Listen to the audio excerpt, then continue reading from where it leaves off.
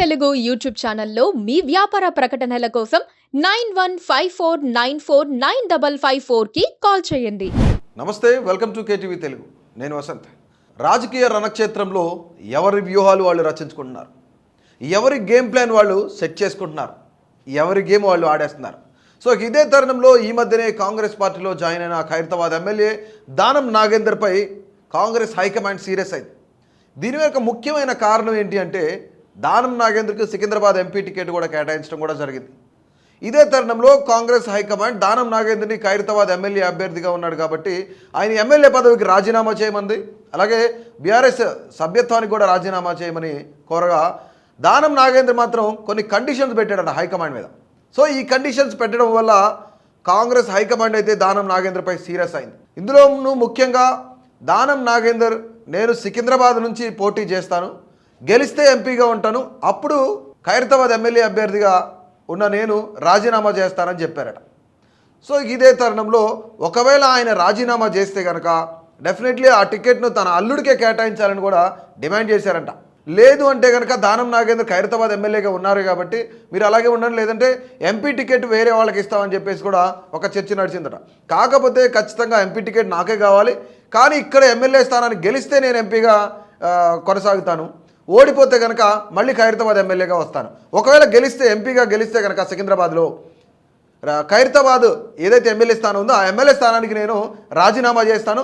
ఆ రాజీనామా చేసిన తర్వాత బై ఎలక్షన్ వస్తుంది కాబట్టి ఆ బై ఎలక్షన్కి సంబంధించిన టికెట్ తన అల్లుడికే ఇవ్వాలని కోరగా కాంగ్రెస్ హైకమాండ్ తనపైన సీరియస్ అయిందంట. ఇదే తరుణంలో బొంతు రామ్మోహన్ కూడా గతంలో ఈ యొక్క ఖైరతాబాద్ టికెట్కి సంబంధించే ఆయనకి ముందుగానే మాటిచ్చి ఆయన జాయిన్ చేసుకోవడం కూడా జరిగింది. ఆయన గతంలో పవర్లో ఉన్నాడు తప్ప ఎక్స్ మేయరే కానీ ఇంతవరకు ఎమ్మెల్యేగా చేసిన పరిస్థితి లేదు కాబట్టి కొంతమేర దానం రాకతో ఖైరతాబాద్లో అట్లాగే సికింద్రాబాద్కి సంబంధించి ఈ ప్రాంతాలన్నీ కూడాను కొంతమేర దానంకి టచ్లో ఉన్న పర్సన్స్ ఉన్నారు కాబట్టి కొంతమేర బీఆర్ఎస్కి ఇక్కడ బలం ఉన్న ప్లేస్ కాబట్టి దానంని తీసుకున్నారనమాట.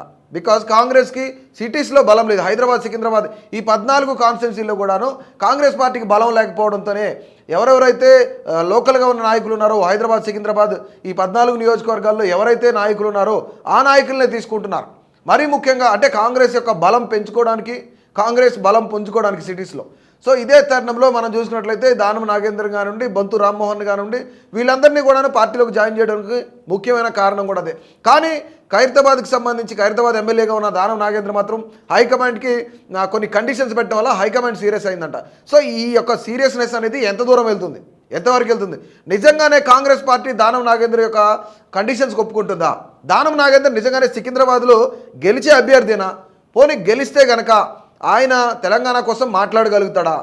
అంటే దానం నాగేంద్ర మీద ఒక చర్చ ఏంటంటే పార్టీలో ఉన్నంతకాలం లాయల్గా ఉంటాడు, కానీ పార్టీకి పవర్ లేకపోతే మాత్రం సైలెంట్గా వేరే పార్టీకి జంప్ అయ్యే అవకాశం ఉందని చెప్పేసి కొన్ని రాజకీయ వర్గాల్లో జరుగుతున్న చర్చ. కానీ దానం నాగేంద్ర కండిషన్స్కి కాంగ్రెస్ హైకమాండ్ ఒప్పుకోకపోగా దానం నాగేంద్ర మీద సీరియస్ అయిన పరిస్థితి అయితే నెలకొంది. సో చూద్దాం, నిజంగానే దానం నాగేంద్ర కండిషన్స్కి ఖైరతాబాద్ కాంగ్రెస్ పార్టీ ఒప్పుకుంటుందా, లేదంటే ఆయనకి సికింద్రాబాద్ టికెట్ ఇస్తారా, లేదు ఆయన్ని ఈ యొక్క ఎమ్మెల్యేగానే ఖైరతాబాద్ ఎమ్మెల్యేగానే కంటిన్యూ అవ్వమంటారా? నిజంగానే దానం నాగేంద్ర అడిగినట్లుగా అతని యొక్క అల్లుడికి ఖైరతాబాద్ టికెట్ ఇస్తారా? అంటే దానం నాగేంద్ర ఇన్ కేస్ గెలిస్తే కనుక, సికింద్రాబాద్లో గెలిస్తే కనుక ఆయన రాజీనామాలు చేయాల్సి ఉంటుంది. కానీ ఇదే తరుణంలో బొంతు రామ్మోహన్కి అలాగే కాంగ్రెస్ పార్టీకి మధ్య చర్చలు నడుస్తున్నాయి. గతంలోనే బొంతు రామ్మోహన్కి ఈ టికెట్ కేటాయిస్తామని చెప్పేసి ఒక చర్చ అయితే జరిగిన పరిస్థితి ఉంది. సో ఇదే తరుణంలో పార్టీ పరిస్థితి ఏంటి, పార్టీ ఏ విధంగా ఆలోచిస్తుంది, దానం నాగేందర్కి అనుకున్న విధంగా సికింద్రాబాద్ టికెట్ ఇస్తుందా, లేదంటే ఆయన ఒకవేళ సికింద్రాబాద్ నుంచి గెలిస్తే కనుక ఖైరతాబాద్ ఎమ్మెల్యే అభ్యర్థిగా రాజీనామా చేసిన తర్వాత దానం అల్లుడికి టికెట్ ఇచ్చే అవకాశం ఉందా, లేదంటే మరొక కొత్త వాళ్ళని తీసుకొచ్చే అవకాశం ఉందా? ఇలాంటి అప్డేట్స్ అన్నీ కూడాను ఎప్పటికప్పుడు తెలుసుకోవడానికి మా కేటీవీ తెలుగును అందరూ ప్రతి ఒక్కరు కూడా సబ్స్క్రైబ్ చేయండి, అలాగే ఫాలో చేయండి. మీ యొక్క అభిప్రాయాన్ని మాత్రం తప్పకుండా కామెంట్ చేయండి. Please subscribe to KTV Telugu. KTV Telugu. KTV Telugu channel.